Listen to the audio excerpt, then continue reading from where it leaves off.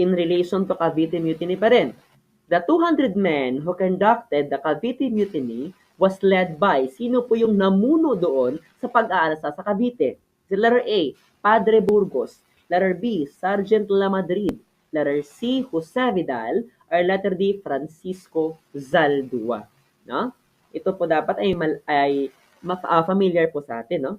Ang correct answer for number 13 is, it's letter B po. Yung namuno po sa 200 o more or less na mga sundalo na nag-alsa po dyan sa may Cavite na kung saan kanilang inatake yung Spanish arsenal ay si Sergeant Lamadrid po. Si Padre Burgos po kasi, no, siya po yung during the time of the Cavite Mutiny rin, no, same timeline, siya po yung Cora Parroco or yung pari po doon sa Manila Cathedral naman.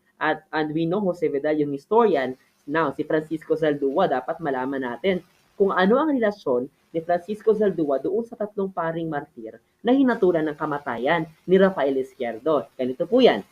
Si Francisco Zaldua po ay kabilang doon sa 200, more or less 200 men na nag-asa sa Cavite. Now, nung natalo yung mga Pilipino sa Cavite Mutiny, dahil po sa reinforcement na ipinadala ng mga Kastila, si Francisco Zaldua po ay hindi po siya namatay, no? Nagkaligtas po siya. But then again, naging captive po sila ng mga Kastila, no?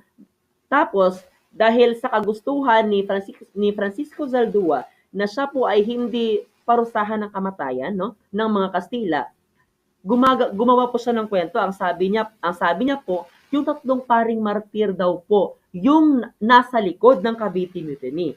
Kaya po, yung pagkamatay ng 3 paring martir ay talagang false accusations ng po yun.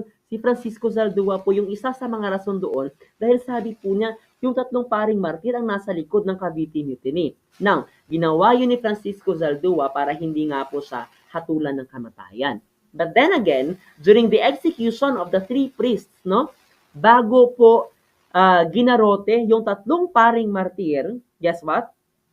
Si Francisco Zaldua po yung inuna, no, na in-execute bago po yung 3 paring martir.